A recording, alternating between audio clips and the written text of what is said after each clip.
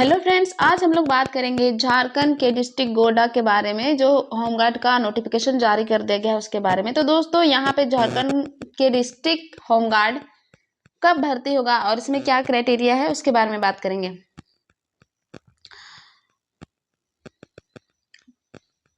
झारखंड गृह रक्षा वाहिनी गोड्डा ने होमगार्ड भर्ती के लिए ऑनलाइन आवेदन का नोटिफिकेशन जारी कर दिया है।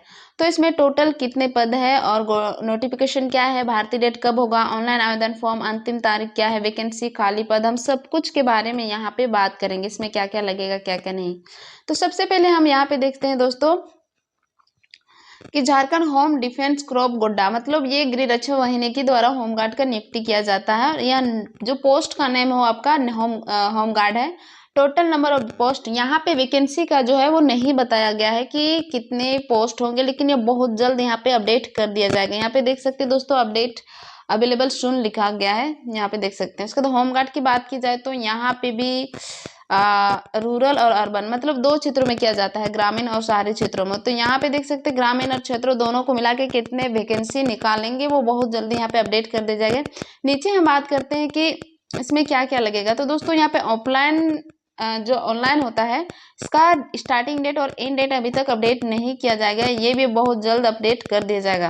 उसके बाद अगर हम बात करें Godda Jharkhand home guard age limit, इसमें एज लिमिट क्या है। तो इसमें एज लिमिट की बात की जाए तो यहाँ पे मिनिमम एज 19 ईयर्स, किसी भी कैंडिडेट का अगर 19 ईयर्स होता है तो आराम से किसी भी डिस्ट्रिक्ट गोड्डा डिस्ट्रिक्ट के होमगार्ड का वैकेंसी भर सकते हैं।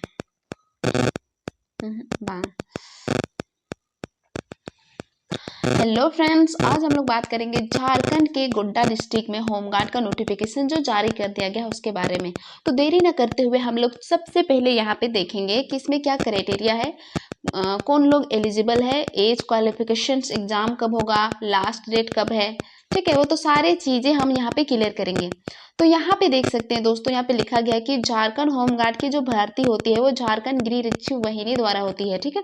गार्ड ने होमगार्ड भर्ती के लिए ऑनलाइन आवेदन का नोटिफिकेशन जो है वो जारी कर दिया गया है। गोड्डा होमगार्ड जॉब नोटिफिकेशन, भारतीय डेट, ऑनलाइन, ये सारी चीजों हम लोग जो है वो नीचे डिस्कस करेंगे, डिटेल्स में हम लोग क्लियर जानेंगे। तो सबसे पहले यहाँ पे देखते हैं कि ये भर्ती कहाँ से होती है। तो brief Godda Jharkhand home guard job description, मतलब कि झारखंड होमगार्ड, ये झारखंड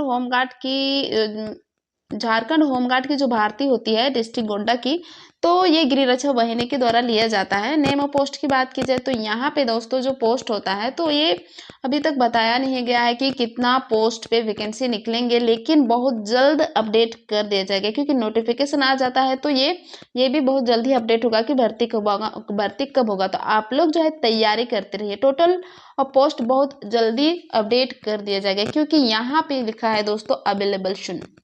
इसका मतलब होता है कि हम लोग बहुत जल्द जारी कर देंगे होमगार्ड के लिए। तो अभी देख रहे हैं कि हर डिस्ट्रिक्ट में लागू हो ही रहा है, अपडेट निकल ही रहा है, तो धीरे धीरे सब डिस्ट्रिक्ट में निकल जाएगा। तो आप लोग कंटिन्यू लगे रहिए, जैसे ही निकलता है आप लोग भर लीजिएगा। तो यहाँ पे बात की जाए कि दोस्तों होमगार्ड की जो वैकेंसी निकलती है वो किस किस फील्ड के लिए निकलती है। तो अगर हम बात करें ये किन किन क्षेत्रों के लिए निकलती है, तो सबसे पहले यहाँ पे देखेंगे होम रूरल, मतलब यहाँ पे देख सकते हैं दोस्तों होमगार्ड ये रूरल के लिए अलग निकलती है और अर्बन के लिए अलग, मतलब दोनों क्षेत्रों को मिला के कितने पोस्ट होंगे अभी तक पता नहीं है, लेकिन बहुत जल्दी इसका अपडेट कर दिया जाएगा। तो गांव के क्षेत्रों के लिए भी वैकेंसी निकाला जाता है और अर्बन क्षेत्रों के लिए, तो दोनों को मिला के कितना निकलेंगे बहुत जल्द अपडेट कर दिया जाएगा।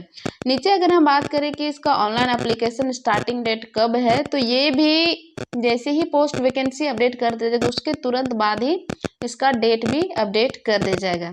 अगर हम यहाँ पे एज की बात करते हैं दोस्तों, यहाँ पे एज देख सकते हैं कि होमगार्ड में भर्ती होने के लिए मिनिमम एज आपका 19 ईयर्स होना चाहिए, मैक्सिमम एज आपका 40 ईयर्स होना चाहिए। अगर किसी भी कैंडिडेट का एज 19 और 40 के बीच है तो आराम से वो गोड्डा डिस्ट्रिक्ट का होमगार्ड के लिए अप्लाई कर सकते हैं दोस्तों, ठीक है। मोर इन्फॉर्मेशन चाहिए तो यहाँ पे देख सकते हैं इसका। अगर हम यहाँ पे बात करते हैं कि एज रिलेशन, मतलब यहाँ पे एप्लीकेशन फी, यहाँ पे दोस्तों देख सकते हैं कि as relaxation is applicable as per rules, मतलब अगर किसी को एज में छूट चाहिए तो वहाँ पे कुछ रूल्स होंगे, उसके हिसाब से उसको वहाँ पे छूट दी जाएगी, ठीक है।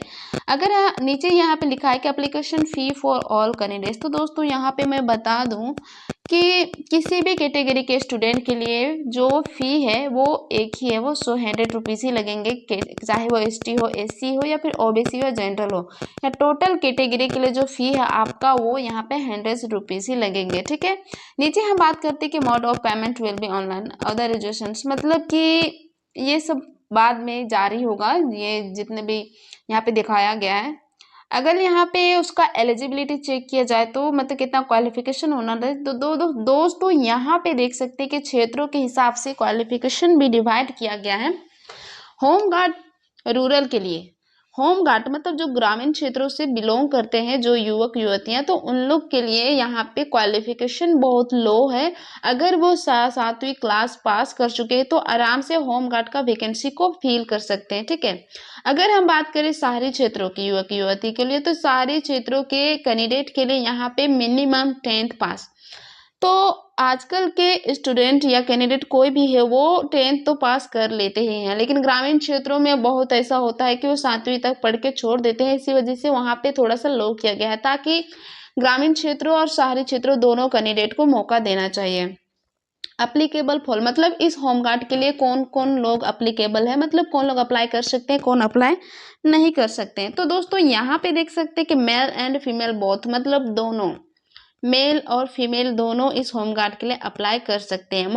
मोड ऑफ सिलेक्शन यहाँ पे आपका ऑनलाइन एप्लीकेशन के द्वारा ही होगा।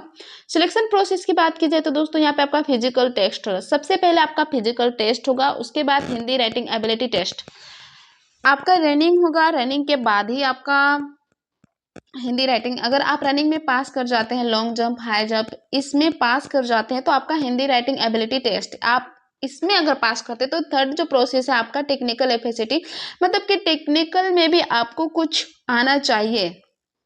ठीक है, क्योंकि अभी टेक्निकल का जमाना है तो सबके पास मोबाइल फोन रहता है, तो सबको थोड़ा बहुत आना चाहिए।